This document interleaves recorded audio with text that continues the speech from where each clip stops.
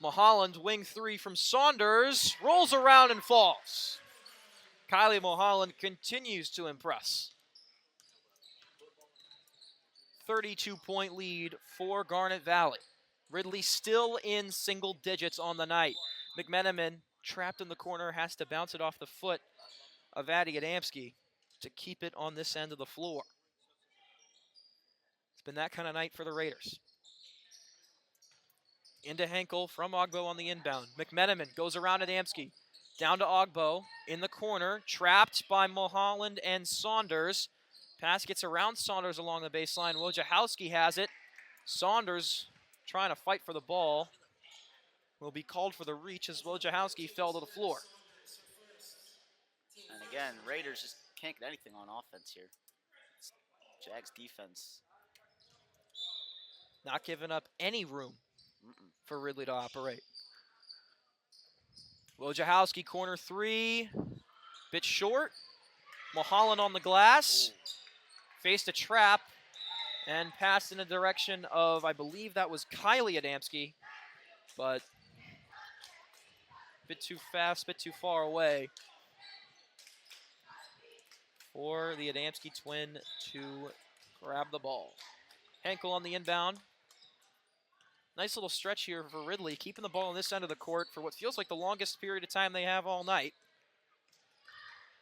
Henkel on the wing, looking for options. Wojciechowski catch and shoot three. That one is butter. That's what Ridley have to do on offense. Got to take advantage of those chances.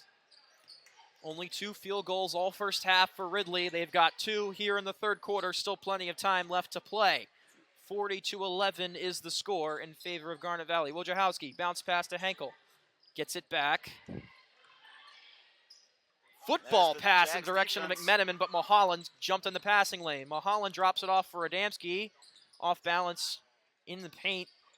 Bit too strong. Rebound goes to the Raiders. Wojciechowski gets hit in the face. Officials miss it. And it's a turnover. Adamski and one. McMenamin got in the way.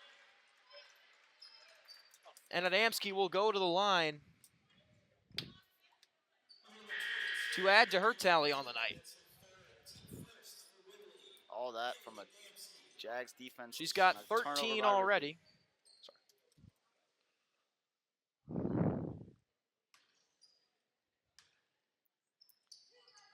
And make it 14 for the senior.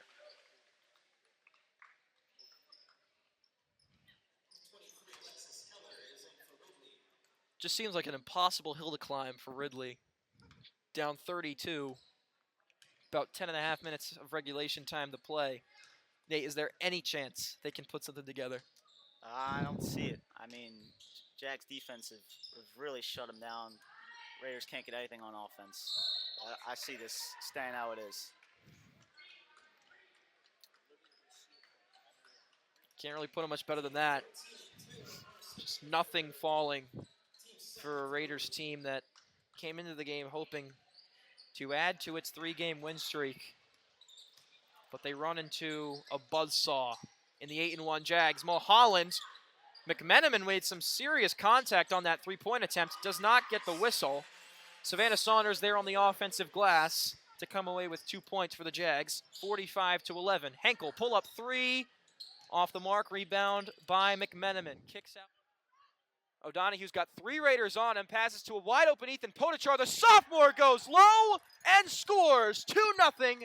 Garnet Valley, a minute 40 gone here in the first. Beautiful, beautiful from O'Donoghue there. You think he might be forced out of bounds by these Ridley defenders. Knocks off a fantastic, pass to Potachar. And at that point, right up there just behind that crease, it's a mind game. Goes right underneath. Beautiful for Garnet Valley. This is the exact start you would want to see if you're Garnet Valley. Ridley's coming in with a lot of energy, really feeling themselves. Again, this is the furthest they've ever been in the District 1 tournament. Garnet Valley matching that energy and exceeding it here in the opening minutes. 10:20 left on the clock. Garnet Valley up 2-0 already over the Raiders. Ridley will have possession here, trying to respond. They cannot afford to go down by much more than this if they want a chance in this one. They've got to find a way to respond on the offensive end. Trying to do that, but they are stopped with a beautiful stick save by Drew Keaveney. Aaron Headley going to the turf, couldn't find the net. It'll be Garnet Valley ball as Keaveney will flip to Ethan Cleaver on the far sideline. Cleaver's pass upfield too high for Minjoni. It'll go out of bounds and belong to the Raiders. Bring it in number 25, Billy Bear, on that far sideline, senior defenseman. Now with it in the midfield, Chase Staley. Staley with it left side of the point, gives to Chris Capozzoli. Now here on the left side, Luke Showalter makes his way towards X. Starting to accelerate a little bit, will turn, go back to his left. Pass for Aaron Headley in front of the net, doesn't get there. Nice defense once again from Garnet Valley. And now they're going in transition here. Flipped out of the stick of Minjoni, trying to get it to Golt, but couldn't do so. Loose ball, still on the ground, finally scooped up by the Raiders. It's Capozzoli with a nice behind-the-back flick pass to keep it in bounds. Scooped up inside the really defensive zone by Billy Bear. And the Raiders working with it once again. With it here on the near side, Luke Showalter. Now gives to John Tinney. Tinney here on the right side, heading towards X. On him, Gavin Rossello. Tinney gets the pick. With it, Tim Signs. Now Capozzoli. Left side now. Ridley has slowed the pace down, but they turn it over. Capozzoli pass. Not able to be handled there by Jonathan Daniels from goal line extended. It'll belong to the Jags. Sloppy here early from the Ridley offense. Cleaver heaves one upfield. Able to find Parker Williams from GLE. Now with it is Potachar behind the net. Matched up with him is Billy Bear. Potachar given all the space in the world behind the net, waiting for things to materialize here. Potachar will go to his right. Now with a Josh Graham, he'll flip to O'Donohue.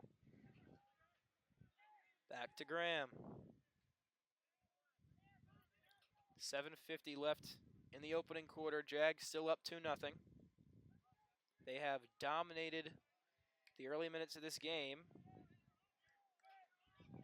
Yeah, and especially on defense, too. I mean, that's something we've seen kind of more increasingly as this season has progressed. We've seen some more tougher opponents, especially like Owen J. They spent a lot of time on the other side of the field, and I've just been very impressed in how they were able to hand that Ridley offense. Lopez pass intended for Parker Williams, just a bit too high for the sophomore. It'll go out of bounds and be brought in by Billy Bear for Ridley. Ridley's had an abundance of chances here in the first quarter in the early minutes, but haven't been able to execute on the offensive end. Trying to change that here. Garnet Valley defense has been impressive, but again, some costly mistakes, unforced errors by Ridley. And they turn it over in transition. Josh Graham has it. He's got the keeper Wintrode on his heels, and Graham scores! 3-0 Garnet Valley. 6:51 to go in quarter number 1. Timeout taken by the Raiders. They want to talk some things over, and they desperately need to. Garnet Valley coming out firing. They land the first haymaker in this one. Raiders trying to respond. We'll be back after this timeout concludes. Both teams are excited. The Jags sideline is electric. They come out. They know exactly what they have to do tonight. You know, tough playoff game. Getting bombed again, second week in a row. Tough playoff game for the Jags. Obviously, Owen J. Roberts coming in, a very formidable opponent.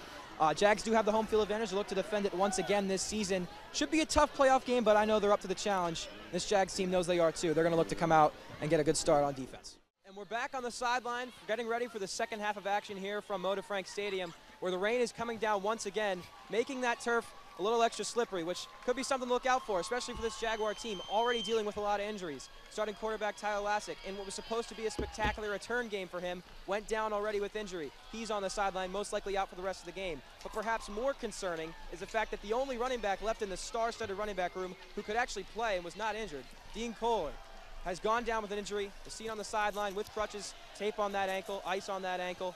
Not looking good. So the Jags down to some young people playing in the running back position, looking to fill that void. We'll see what they're able to do. That's something to look out for here in the second half. Garnet Valley holding on to a 7-point lead. We'll have to see what they're able to do.